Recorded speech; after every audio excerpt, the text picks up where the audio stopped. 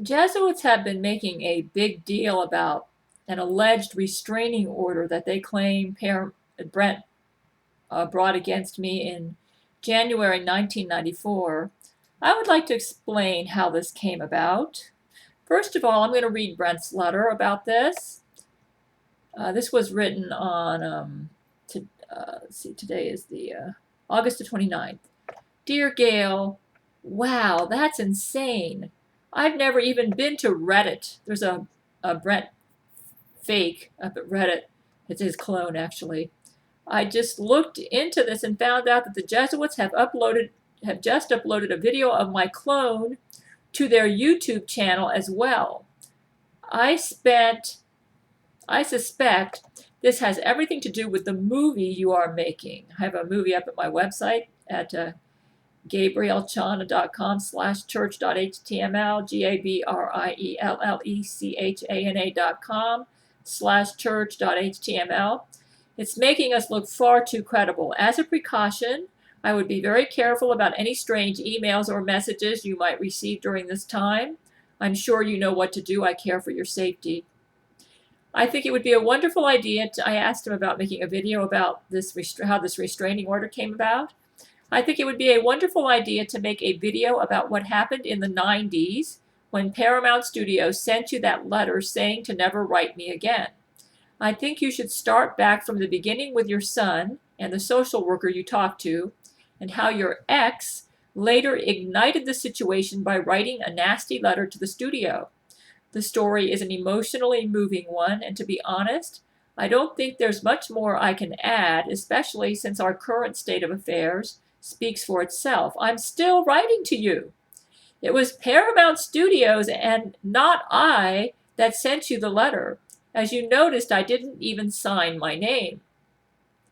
The studio acted on my behalf without my permission in an attempt to keep our love apart. You already know full well how deep they were willing to go when they allowed Laurie McBride to enter the studio and repeatedly rape me. And that's what my movie's about. It's about how she repeatedly raped him. It was indeed I, my darling, who made love to you with sweet longings over the phone, caressing you with my voice as your written words caressed my soul. Your husband, Brent Spiner. I'm going to explain to you the real reason why I got this letter from Paramount Studios. It was my ex-husband. He's the reason it happened. My son was in the hospital for asthma and pneumonia in July 1993. And at this time, I was writing Brent at least once a week, probably several times a week, and sharing all of my life with him. And he liked it. He let me know by these rings that I got on my phone. Sometimes it'd be wrong number. Sometimes he spoke to me. But usually he didn't, because he had to be careful because I was married. But he let me know he liked it. So for him to be quiet for 2 weeks when I usually heard from him just about every day, he would call up and do wrong numbers, or sometimes he'd talk to me, or he's put Gates McFadden and LeVar Burton on the phone at times. I recognize their voices. You might say, well, Marina Sirtis made a comment in here. I'm not going to comment about Marina Sirtis. From what I understand, she's actually very upset right now that she said what she did. Brent likes all of his co-stars, but he's especially opened up to LeVar Burton, and I believe Gates McFadden. And not that he dislikes any of his co-stars, but some of them he's really close to. He's really close to LeVar Burton. Anyways, I'm getting off the subject. So he was quiet for 2 weeks. Brent has always been the most supportive, positive, sensitive, deep, sensual, and intelligent man. And he had a tenor voice like velvet when he spoke to me on the phone to make love to me. And it was an exact match to his voice in Old Yellow Eyes Is Back. That's how I figured out it was him. And when I listened to him, the longings in his voice, it sounded like I was his dream woman. You might say, well, why didn't you actually go to bed with him then? Well, in 1991, he did proposition me, and he asked if he could come over. And I had to turn him down because I was married, and I've read at that time, I'd read the King James Bible from Genesis to Revelation from cover to cover probably about 30 times. And with a background like that, it wasn't easy for me to sin with Brent Spiner. I didn't want to lose my special relationship with my Lord Jesus Christ. So I turned him down, but I said, Brent, I have to turn you down because this goes against my Christian convictions, my Bible convictions. But I want you to know that I do love you. And what I'd like to do is maintain the relationship long distance, and for us to establish emotional and spiritual and intellectual intimacy. And I'm going to try to make it up to you that I can't give you the physical intimacy that I wish I could give you. And I let him know that. And I felt kind of guilty about letting him know that because I was married at the time. But yet, I sensed when I went to the Lord in prayer that the Lord didn't mind the way that I wanted to have a relationship with Brent. In fact, we had a revival services at my church, and I recall during the revival that when I would pray and ask the Lord to answer the prayers of the sinner and have results at the service, that all of a sudden when I would pray, people would just start going down the aisle to get right with God. And I was just so boggled by that. I thought, man, Lord, I'm this adulterous sinner. I dream about making love to Brent every day.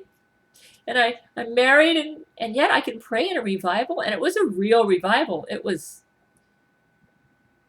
the Holy Spirit answering my prayer. And God seemed to approve of my relationship with Brent Spiner. But he did make one thing clear to me during the revival. He said, Gail, when I went to him in prayer and Bible study, he said, the reason I approve of your love for Brent is because you really love him, Gail. And he really loves you. He said, I do not approve of the adultery. He said, and the Lord made it very clear to me. During the revival, he spoke to me. I'm not a literal voice, but like the still small voice when you go to him in prayer and thoughts come in your mind and they're from the Lord. Or you read the Bible and a passage leaps out at you and the Lord's trying to show you something. Or you hear a message in the church service and the Lord's trying to tell you something. Well, the combination of all those factors, the Lord told me this. He said, Gail, the love that you have for this man and the love he has for you is so unusual. It's like a monument. And he told me the average couple that have gone through what you and Brent have gone through the relationship would have totally disintegrated. He said, he told me because what you have is so special and so high and a love that just reaches up into the heavens. He says, I'm going to make an exception for you. He says, the Lord said, I want you to continue your correspondence with Brent Spiner. He needs you. And the Lord told me to continue. He said, you are under divine orders, Gail, to continue to write and encourage this man. He said, but do not commit adultery. He said, I like your idea of having a spiritual, intellectual, emotional intimacy with him through your correspondence, but do not cross the line into physical adultery because that I will not honor. And so that's how I conducted my relationship with Brent. Because I really had to beat it out with God because I said, Lord, why have you put such an awesome love in my heart for this man that I know is a love from the heavens itself? And yet I can't have him or it'd be adultery. I battled it out with God, but I cried and I said, I don't understand, God. Why? You've allowed this to happen to me. And I was married to a man who making love to him was like kissing the wall. And Brent was the total opposite. So now Brent was giving me 2 weeks of silence in July 93. And I thought, oh no, I'm getting a repeat of September 1992. And I was getting worried. I thought, you see, in September 1992, at the time of my birthday, September 15th, he was really quiet. And I thought he was saying goodbye. And I thought, oh, it's because I didn't encourage him. And he's given up and he just doesn't want to have a woman who only wants to have a spiritual, intellectual, and emotional long-distance relationship and won't cross it over into the physical. So I thought, And I was so heartbroken because I had achieved a real emotional, intellectual intimacy with Brent. We we actually developed a real emotional oneness so that he actually became like my arms and my legs. And I believe he felt the same way about me.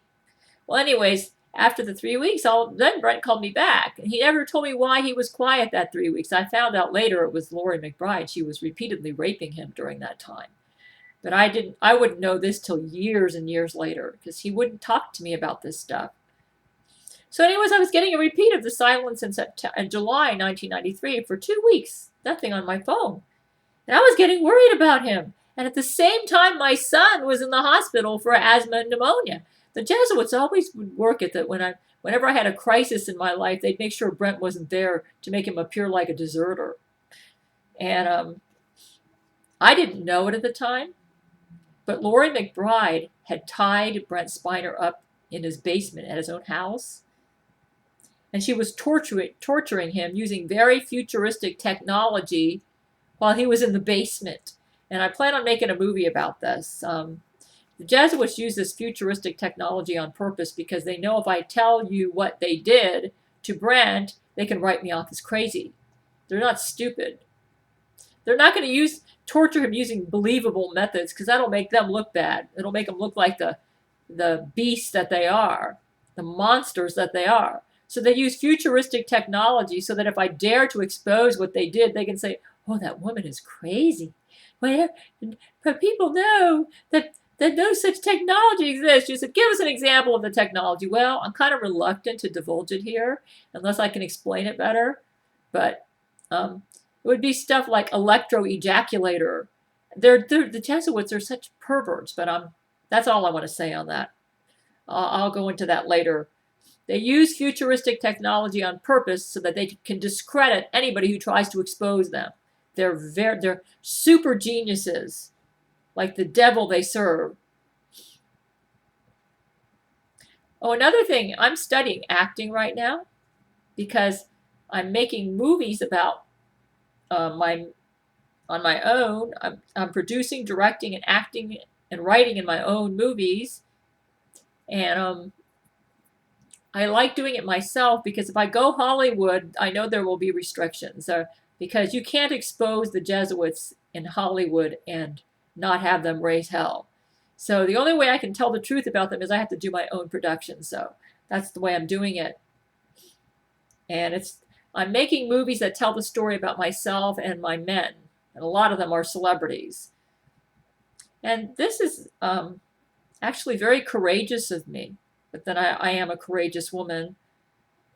I have a tendency to take on ambitious projects that are way over my head with very little training, and I do remarkably well. But the Jesuits take advantage of my courage to make me appear crazy. For instance, I wrote a teleplay named Law in 1992, and at that time, I was only a 1-month-old writer. But I did this in 1992 because I felt so bad that I couldn't give Brent Spiner my body, and I tried to make up for it with my writing, by just using words with him to make love to him with words. That's why Brent said that my written words caressed his soul. Apparently it worked, and Brent has the intelligence to appreciate this type of lovemaking. He's not a shallow man. And the Jesuits have ripped up that teleplay that I wrote in 1992 when I was only a 1-month-old writer, saying how Mary Sue the plot is, and that the storyline is stupid and all this. Hey, Jesuits, give me a break. I was only a 1-month-old writer at the time. When you consider that I was only a 1-month-old writer, it's incredible. It's miraculous. The characterizations, the dialogue. I look back and I read it. I don't think it's quite as bad as the Jesuits say, but they got to make me appear like I'm crazy. So they're hiring their agents to go in there and act like they're legitimate reviewers of my writings to create the impression that I'm a paranoid schizophrenic. I was only a 1-month-old writer. You guys, when you go and read Law, remember that, okay? I wrote that as a labor of love for Brent because I wanted to make it up to him that I wouldn't give him my body and that I was only going to be a spiritual lover to him. So I tried to write a masterpiece. For a 1-month-old writer at the time, and that, I mean, totally green writer, that teleplay is nothing short of miraculous. It is very hard to write a good screenplay.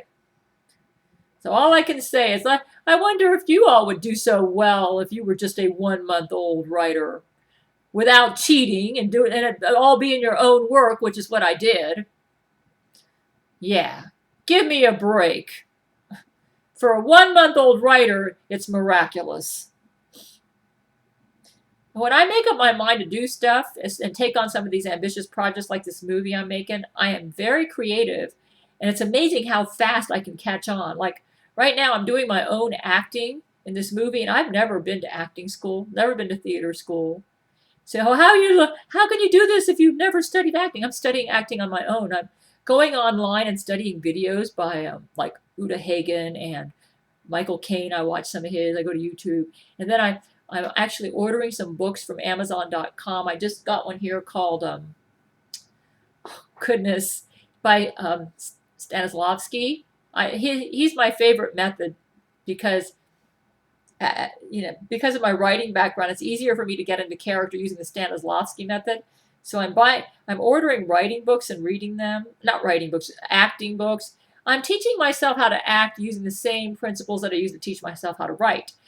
So I go in there and do actual work on acting projects, and while I'm reading acting textbooks, with the same textbooks that they often use in acting school, and reading that to give myself ideas on how to how to improve my performances. And then I'm also watching video classes that I found online that are free.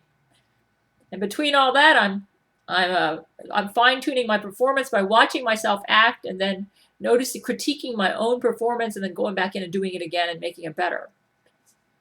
That's how I taught myself how to write. Though I'm also a graduate of the Institute of Children's Literature, but the Institute of Children's Literature was a 2-year correspondence school, and it didn't really give me enough training to write like what I did with Silver Skies, which I think is pretty respectable. So all I can say is, the Jesuits like to pick everything apart that I do, but when you consider that a lot of times I'll take on projects when I'm totally green at them, and I do amazingly well for being so green. My men discovered when they went to Church of Gail, there was an IQ machine there, and according to that machine, my intelligence is so high it broke the machine just about. I've got the highest IQ of any woman on the planet. I'm having a hard time believing it, but when I look back at my life, I can see that's possible. For instance, for the past several years, I've been studying 5 languages all at the same time. You say 5? Yeah. Russian, Japanese, German, Italian, Spanish, all at the same time. 5 languages. It's no wonder I'm not fluent in any of them. When I made up my mind to study Italian because Franco Nero was in my life, I became half fluent within 3 months. Within 3 months! Half fluent in Italian. And when I was sitting at a doctor's office and a guy came to me and started speaking to me in Italian, he said, "You know what?"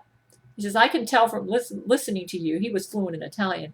He said, "If you went to Italy, you would be fluent in a month." He was probably right. Of course, I lost my language books and I forgot a lot of my Italian, but that was back in 1998. I was doing that because Franco Nero was in my life. I'm a pretty smart woman. And when Jesus spoke to us on Skype, he never meets me directly. He does it, and what he'll do is he'll show up when Brent's speaking to me during Skype, and then he'll show up, and then Brent will type what he says. When Jesus speaks to me through Skype, I asked him about this. I said, "Jesus, am I really that smart?" And Jesus said, "When they ran that IQ test on you, you just about broke the machine. Your IQ was so high." I said, "I'm having a hard time believing this, Jesus." Well, Jesus said, "It's true, Gail." He says, "You're a pretty smart woman." In fact, some stuff that I tell him, I'm not going to mention this, but I mentioned something that I learned from the Bible. I said, "Jesus, did you make appearances in 2012 because of something?" I'm not going to talk about it because Jesus told me to keep quiet about it. But it was something that I figured out using my knowledge of Scripture and numbers. And I said, Jesus said, "Boy, you're pretty smart. I wasn't supposed to tell anybody that." He says about why he's all of a sudden making appearances in 2012 and he waited till 2012. He says, you say, "Well, tell us what it is." But I said, "Nope, Jesus don't want me to talk about it, so I'm not going to. Unless he changes his mind and gives me permission." I've learned to respect him. and honor his wishes because he has reasons. Anyways, so Brent was giving me 2 weeks of silence in July 1993. A physician, the pediatrician for my son in the hospital, noticed that I looked kind of stressed out. So she recommended that I go see the social worker. I thought they were going overboard, but I guess they thought I was neglecting my son because I was stressed out. Because I was a little stressed out because Brent was giving me silence while my son was at the hospital. So I was worried about Brent and my son at the same time. I figured they were both in trouble, and I was right. So when I went to see the social worker, he got me to admit that I had I approached him like this. I'll say, I promise. I can tell you one of the reasons why I'm kind of stressed out. But I'll only tell you, I said, if you promise you won't tell my husband or anybody about this under strict confidentiality. She says, other than that, I won't say it. And he said, oh, I promise I won't talk about it. So I admitted to him that I had a long-distance communication with Brent Spiner, and that I'd been writing him for years. And he promised he'd be confidential about it, but he lied. Because you know what happened? I told very few people back in 1993 that I had a communication with Brent Spiner. I think the only people I told was my sister, and I briefly mentioned him. And that was in September 92 when I was upset over his silence. And I recall she said, you must really care for this guy. The way she's acting now, I'm wondering if she even remembers that stuff. And then the other time was a woman at my church, and that was it. I didn't tell anybody. I can really keep my mouth shut when I make up my mind. That's because I was married, and I didn't want Brent to get in trouble because he made love to me on the phone. So I was trying to protect him. So this guy betrayed me. I wouldn't have even told him about Brent if I'd known that he would do this. He actually wrote a written statement which got submitted to my health insurance, and then in that statement he claimed that I said I had a relationship with a Star Trek character, and he was insinuating that I had a mental illness because I believe this. See, that's the problem with me having a relationship with a celebrity, because it's so unlikely that a celebrity would fall in love with one of his fans and write her a letter. The Jesuits are playing up on this to the hilt. My relationship with Brent is so unusual that it's hard to believe. And the Jesuits are taking full advantage of this to try to destroy it. And it's been quite effective. It has convinced some people out there that are a little bit more on the stupid side, You say, what do you mean? Because the Jesuits have tricked you, so you're stupid. You're obviously not as smart as me and Brent. You don't even realize what they did in World War II. Anyways, I'm getting off the subject. Anyway, so the health insurance paperwork leaked it. And my husband got that paperwork in the mail in November 93. He boomed at me. He demanded that I come over to the dinner table. He says, what is this? He says, it says here that you've been writing Brent Spiner love letters and that you say you're in love with him. I never used the word that I was in love with him, with that social worker. So he kind of added some stuff in and decided to embellish it, which I don't appreciate, because that's what my ex-husband read. And he says, I'm going to divorce you right now if you write this man one more letter. And he said, and I demand to have his address. So I figured under threat of divorce, I had to give him, my ex, this address. And then I had to watch him write a letter to Brent in which he said he was going to give him bad press. And it was very insulting. It was very insulting. I was so ashamed of my ex. And then I thought, what a small, vicious, jealous person. So opposite Brent Spiner. And so that got mailed to Brent. That's the real reason I got the letter.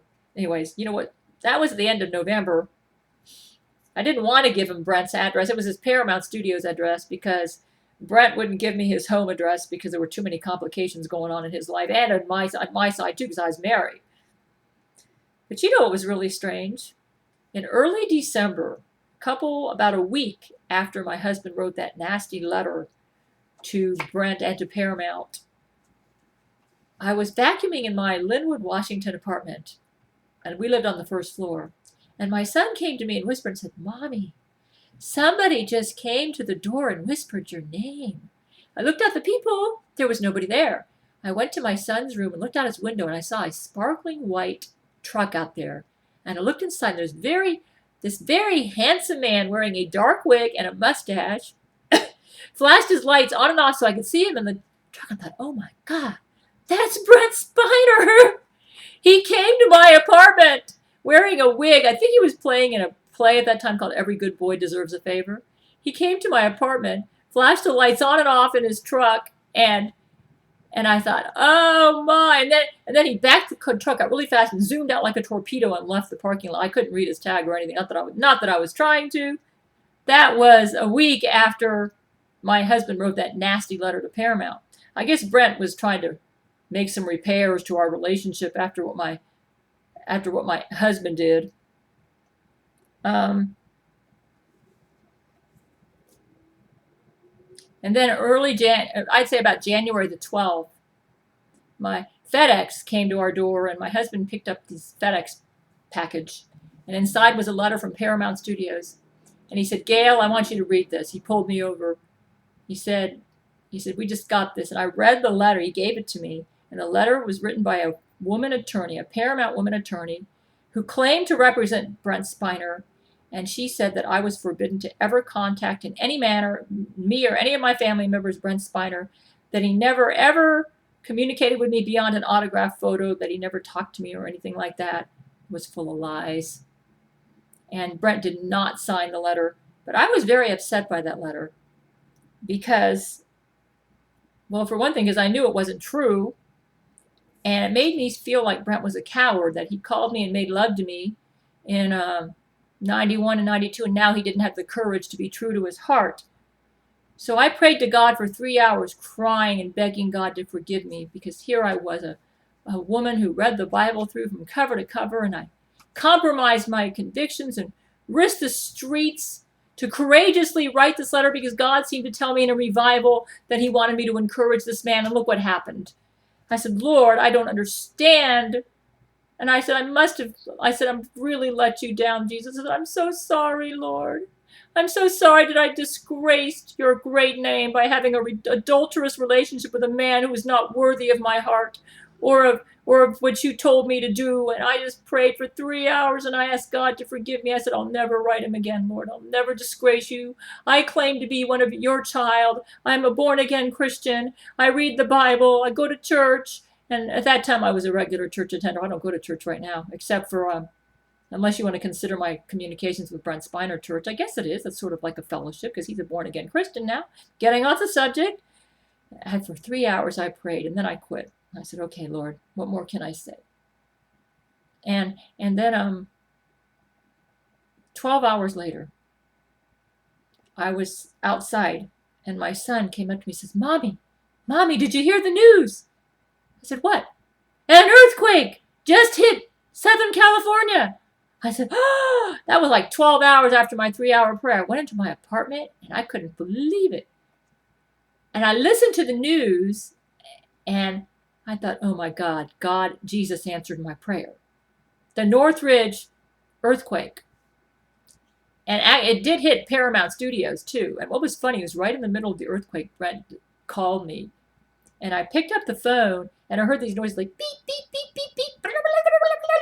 I thought, oh my God, that's Brent Spiner. He's found a way to work around that letter. He found a way to keep up his communications with me where I didn't have to write him in order for him to hear my thoughts. And I figured out that he'd wiretap my phone. He was making these noises to let me know that he still wanted to hear from me, but this time not through letters, but all I had to do was pick up my phone, dial my own number, and I got a blank, and there would be Brent at the other end listening to me.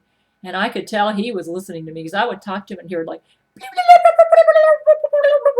thought, oh, hi, Brent. Oh, wow, clever. So, and I thought that he sent that letter from the Paramount Studios attorney on purpose so that he could wiretap my phone, I guess get legal permission to wiretap my phone, so I wouldn't have to get in trouble with my husband by writing letters to him.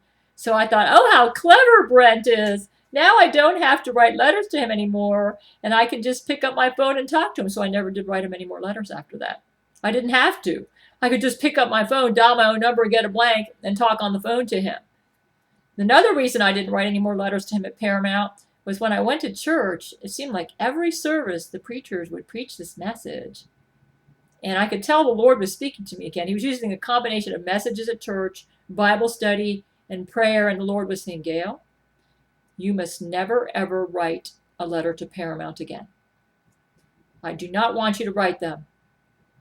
And so I decided I didn't. I always try to obey Jesus. I complain a lot to him because I think he's slow. And I don't like it. All these bad people get away with all these horrible things. And I call him, I say, you're a big Santa Claus, Jesus. You're just up there and letting these horrible Jesuits get away with everything. Why don't you just beat them up right now and get it over with? And I have to admit, I'm not very patient. And sometimes I tell Jesus to hike it,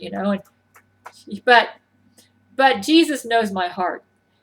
I may be a complainer, but I am a mover. And when he tells me to do something, I obey him. Most of the time. But then which one of us is perfect? I'm a lot better than King Saul. I'm a lot more like King David, my ancestor. So anyways, the Lord answered that prayer. And I just thought, wow, I can't believe the Lord answered my prayer like that, this adulterous sinner. And I was actually guilty of lying a little bit. Because when my husband asked me if I was writing Brent Spiner, I lied and said that I was not writing him when I was actually writing him indirectly through Gates McFadden. But anyways, the Jesuits put a stop to that. And then the Lord just worked around it by letting me communicate with Brent through the wiretap on the phone. So I thought, wow, I always knew Jesus approved of my relationship with Brent, but I didn't know why, So that's what really happened, folks. I never harassed Brent. He wanted to hear from me. He was making love to me on the phone. I think he was quite upset that I got that letter from that Paramount Studios attorney. But I misunderstood Brent at the time. I didn't even know he had Laurie McBride. I didn't know about her till December '96.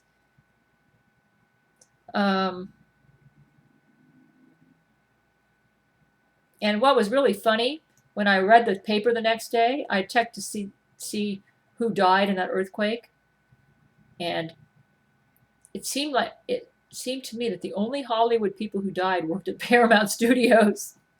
I thought, oh boy, that's interesting. Of course, you'll never hear about that from the Jesuits. They'll make sure to cover all that up. They don't want to admit that God Almighty sent that earthquake in judgment against them because he knew that they were the reason that I got that letter. That was a Jesuit lawyer. I'm certain of it. They were behind all that crap. The Jesuits are the reason I got the restraining order. That was not Brent Spiner. That was the Jesuits.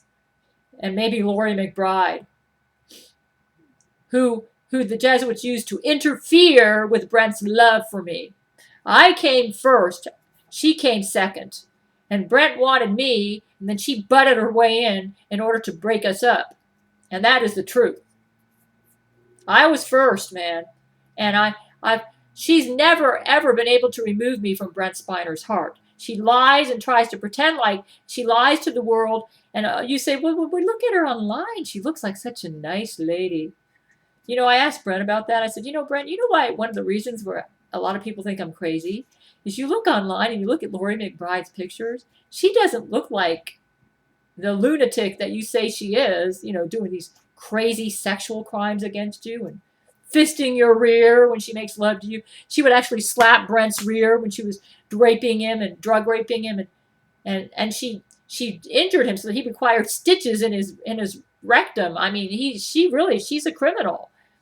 And I said, you don't see that. I said, Brent, I said, are any of those photos accurate where she looks like a nice person? Brent said, nope, none of them are accurate. He said, the only accurate photos of her are the ones where she looks mean and like a bitch. He said, she's a bitch. And any photos where she looks nice, they've been doctored up. I said, what about the photos where you and her appeared together at certain functions? I said, were you there at those functions? He said, some of them. He said, but they've all been doctored up to make me look like a playboy and make her look like she was nice and make us look like we're compatible with each other. Okay. So you haven't talked about this video about this Brent who claims he never. Well, I'm getting there. Okay.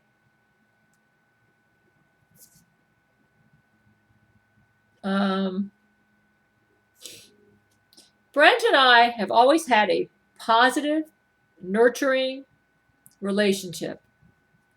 He would never, ever, if to be honest with you, if there was anybody he'd want to put a restraining order on, it would be Laurie McBride.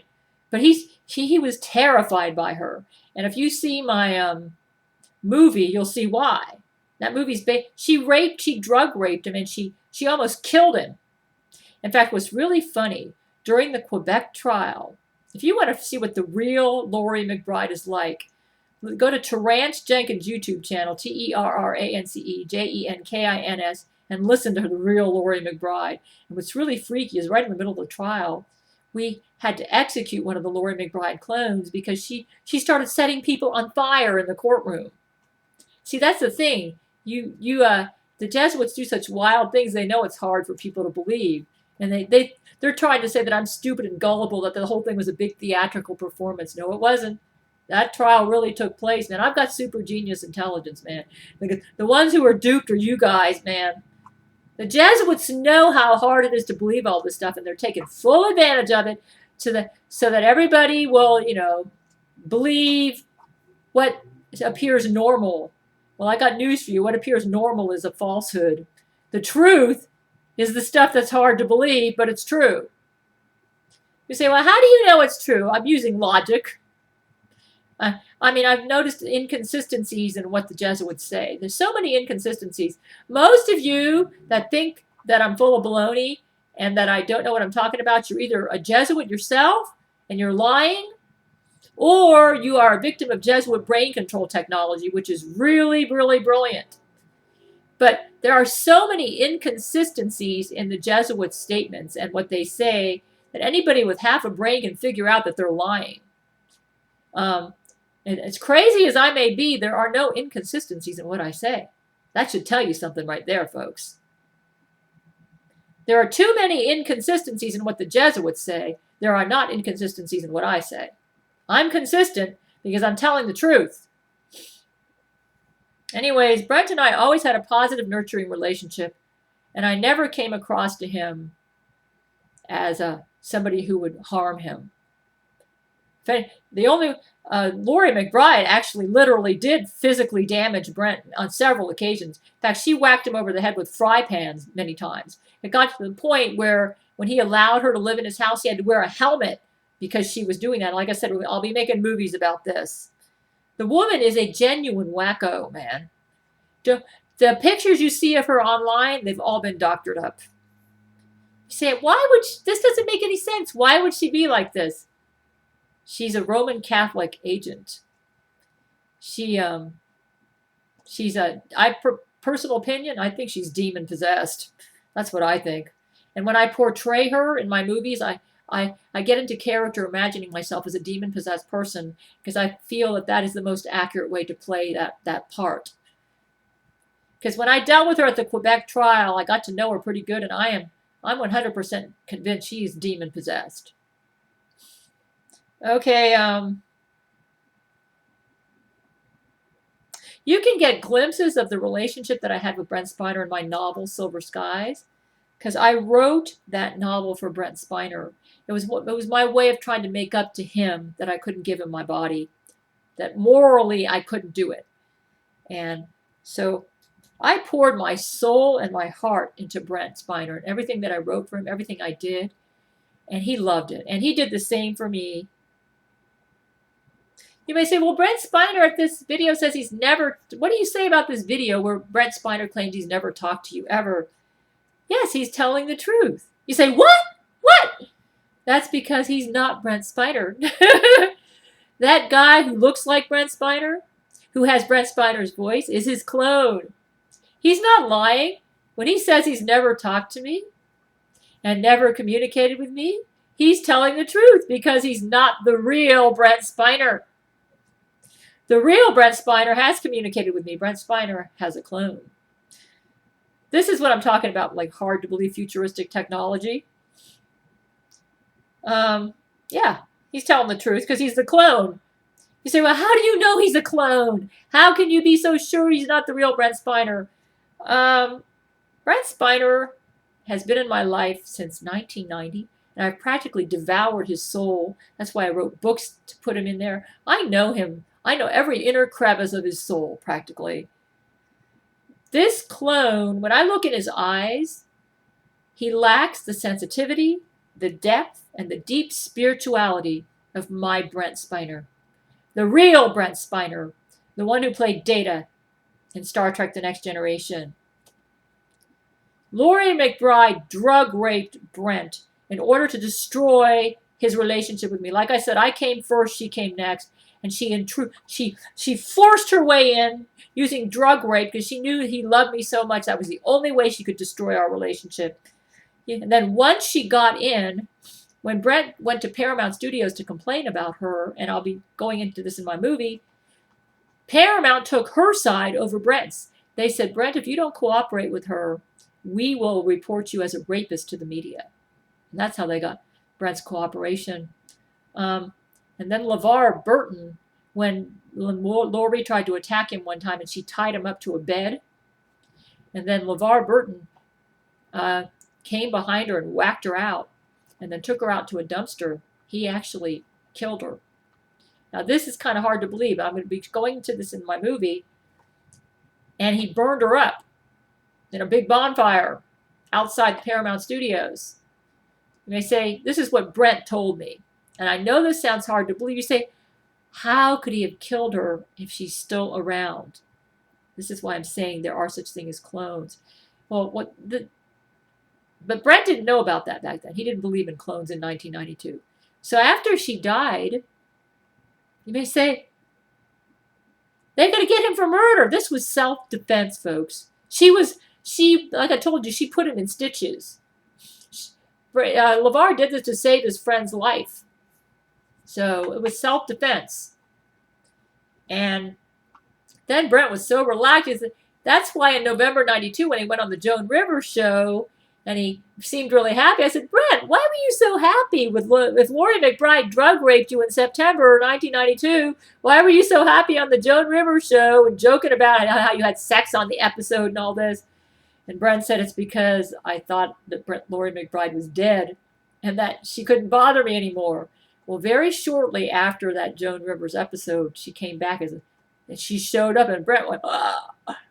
He about died when he saw her again. He thought, oh my God, this woman, you can't even kill her. She came back, and he didn't believe in clones back then, but because he saw her again, and then she discreetly went to Paramount, and Paramount Studios actually called Brent and said, we think it's about time you acknowledge your new girlfriend.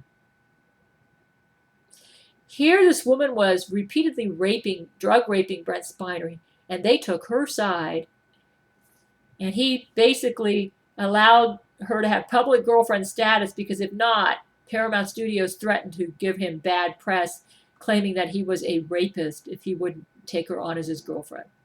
She drug raped him. Like I said, future movies, I'm going to be going into this. Laurie McBride is a Roman Catholic, Jesuit, Vatican agent. Her job is to destroy Brent Spiner's relationship with me, and she's done a pretty respectable job of that. But except there's only one problem. The love between Brent and I is so unusual, she hasn't been able to do it, and Jesus Christ has been helping us out too.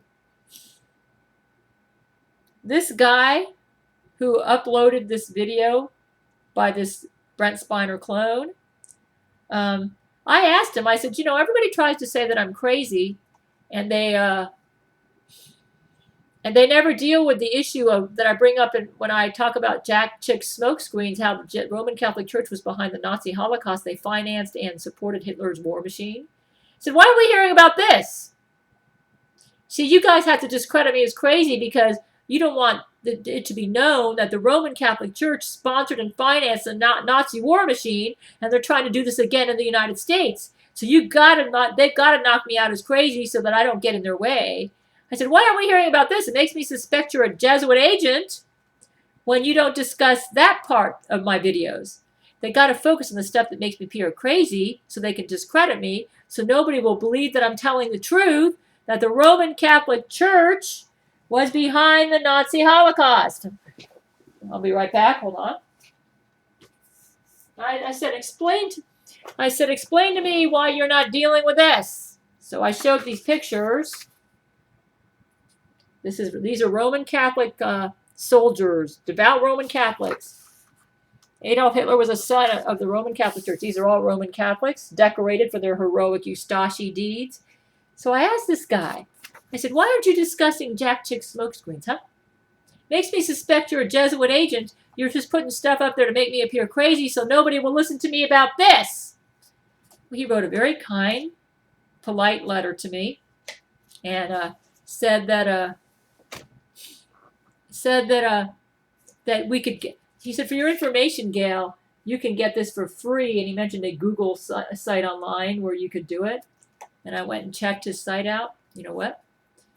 When I went and looked at the smoke screens that was up on that screen, it was missing pages, and it was missing all of the concentration camp pictures. So, folks, if you want to get the unadulterated version of Smokescreens by Jack Chick, you need to go to chick.com, chick.com, or maybe go to my website and listen to the tape there. Also, there's a tape of Smokescreens up at Google and YouTube that seems to be pretty complete, but it doesn't have the pictures. The Jesuits hate those pictures because that's photographic evidence that they sponsored the Nazi war machine and they were behind the Holocaust. They're very anti-Semitic, these Jesuits. Which, by the way, Brent Spiner is Jewish, and Laurie McBride is an anti-Semitic Jesuit. Pretty strange couple there, huh? Both Brent and I are Jewish. I'm half King David. I'd say Laurie McBride and Brent Spiner are a pretty strange couple there. This Jewish man likes an anti-Semitic Jesuit. Too many inconsistencies, folks, here. Yeah, but if it doesn't make sense, there's a buck in it. Too. Or a Jesuit conspiracy in it. Anyways, I know this is rather long, but I had a lot to cover. Jesuits have been real busy, so I've had to cover a lot of bases, but you need to go to chick.com if you want to see smoke screens with all those pictures that the Jesuits omitted. They're trying to make this free online so that people will not spend money to buy the book and see those pictures. That's why.